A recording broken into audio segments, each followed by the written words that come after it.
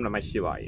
உறவுகள் அனைவருக்கும் அன்பு வணக்கம். எல்லோரும் நலமாக இருக்க நினைக்கின்றேன். எல்லோரும் நலமாக இருக்க வேண்டும் என்று எல்லாம் வல்ல இறைவனை பிரார்த்தித்தவனாக வளமை போன்ற ஒரு குரலை காணொலி வடிவிலே பதிவிட்டு வருகின்றேன். அந்த வகையில் இன்றைய தினம் நாங்கள் காண்க இருக்கின்ற குரல் 1330 குரலிலே 447வது குரலாக அமைய இருக்கின்றது. நல்லொரு குரலாகவும் நல்லொரு உரையாகவும் அமைய பெற்றிருக்கின்றது. பார்ப்போமாக இருந்தால், இடிக்கும் துணையாரை ஆழ்வாரை யாரோ கெடுக்கும் தகமையவர் என்பதாக அமைந்திருக்கின்றது. இடிக்கும் துணையாரை ஆழ்வாரை யாரோ கெடுக்கும் தகமையவர் என்பதாக அமைந்திருக்கின்றது.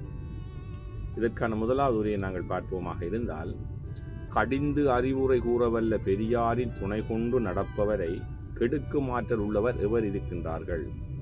கடிந்து ஏசி நல்வழிப்படுத்த, ஏசி நல்ல வழியிலே நடக்க வைக்க, எங்களுடைய வாழ்க்கையை நல்ல வழியிலே நடப்பதற்கு அறிவுரை கூறக்கூடிய பெரியவர்கள் இருக்கின்ற பொழுது, அவர்களுடைய சொல்லை கேட்டு நாங்கள் நடக்கின்ற பொழுது எங்களை தீய வழியிலே இட்டுச் செல்வதற்கு யாரும் இருக்க மாட்டார்கள் என்பதாகத்தான் முதலாவது உரை அமைந்திருக்கின்றது. கடிந்து அறிவுரை கூறவுள்ள பெரியவரின் துணை கொண்டு நடப்பவரை கெடுக்க மாற்றல் உள்ளவர் எவர் இருக்கின்றார்கள், யாரும் எங்களை கெடுத்து விட முடியாது என்பதைத்தான் முதலாவது உரை அழகாக சொல்லியிருக்கின்றது.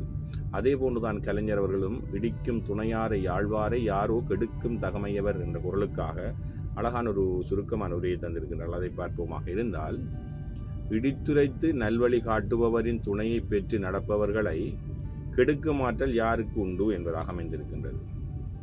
சொல்லுவார்கள், அந்த ஏசி திருத்தி எங்களை நல்வழிப்படுத்தக்கூடிய அக்கறை கொண்ட பெரியவள் இருக்கின்ற பொழுது அவர்களை சொல்லை கேட்டு நாங்கள் நடப்போமாக இருந்தால் எங்களை யாராலும் கெடுக்க முடியாது. எங்களை கெடுப்பதற்கு யாரும் இருக்க மாட்டார்கள். அதாவது தீய வழியில் இட்டு செல்வதற்கு, எங்களை வழிமாற்றி விடுவதற்கு யாரும் இருக்க மாட்டார்கள். காரணம், எங்களை ஏசி திருத்தி சரியான வழியிலே வழிநடத்தக்கூடிய பெரியவர்கள் எங்களுக்கு துணையாக இருக்கின்ற பொழுது எங்களை தீய வழியில் இட்டு செல்வதற்கு யாரும் இருக்க மாட்டார்கள் என்பதாகத்தான் கலைஞருடைய உரையும் அழகாக அமைந்திருக்கின்றது. இடித்துரைத்து நல்வழி காட்டுபவரின் துணையை பெற்று நடப்பவர்களை கெடுக்க மாற்றல் யாருக்கு உண்டு என்பதாக அவருடைய உரை அமைந்திருக்கின்றது.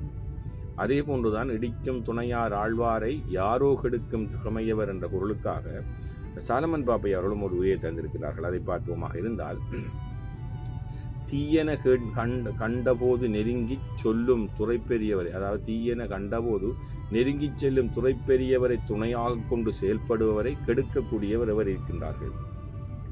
தீயது எது என்று சொல்லி அந்த வழியிலே நடக்காமல் நல்வழிப்படுத்தக்கூடிய, அதாவது அக்கறையோடு எங்களை நல்வழிப்படுத்தக்கூடிய ஒரு பெரியவருடைய சொல்லை கேட்டு நடக்கின்ற எங்களை, அந்த அவர்களுடைய துணை கொண்டு எங்களுடைய வாழ்க்கையை நாங்கள் நடத்தி செல்லுகின்ற, அதை நல்ல வழியிலே நடக்கின்ற எங்களை தீய வழியிலே இட்டுச் செல்வதற்கு யாரும் முயற்சிக்க மாட்டார்கள். யாருடைய சொல்லை நாங்கள் கேட்க மாட்டோம். ஆகவே எங்களை முயற்சிப்பது யார் இருக்கின்றார்கள் என்பதைத்தான் சாலமன் பாப்பனுடைய உரை அழகாக சொல்லியிருக்கின்ற. தீயென கண்டபோது நெருங்கி சொல்லும் துறைப்பெரியவரை துணையாக கொண்டு செயல்படுபவரை கெடுக்கக்கூடியவர் எவர் இருக்கின்றார்கள்.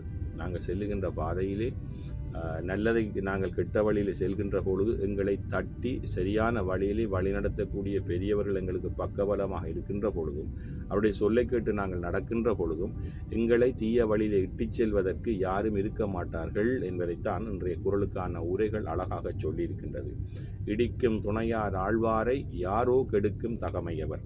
நாங்களும் எங்களோட வழியிலே நல்வழிப்படுத்தக்கூடிய பெரியவர்களின், நல்வழிப்படுத்தக்கூடிய குருகளின், அவருடைய சொல்லை கேட்டு சரியான வழியிலே நாங்கள் நடப்போமாக இருந்தால் எங்களை தீய வழியிலே இட்டுச் செல்வதற்கு யாரும் இருக்க மாட்டார்கள். யாருடைய சொல்லையும் நாங்கள் கேட்க மாட்டோம். காரணம், நல்வழிப்படுத்தக்கூடிய ஆசிரியர்களாக இருக்கட்டும், குருவாக இருக்கட்டும், அல்லது பெரியவராக இருக்கும், கற்றறிந்தவர்களாக இருக்கட்டும், எங்களுக்கு பக்கபலமாக இருக்கின்ற பொழுது எங்களுடைய வாழ்க்கை சுவீட்சமானதாகத்தான் அமையும். நாங்கள் இந்த கெட்ட வழியிலும் செல்லாதவர்களாக, சமுதாயத்திலே நல்லவர்களாக நாங்கள் வாழ முடியும். அதை தன்னுடைய குரல் அழகாக சொல்லியிருக்கின்றது.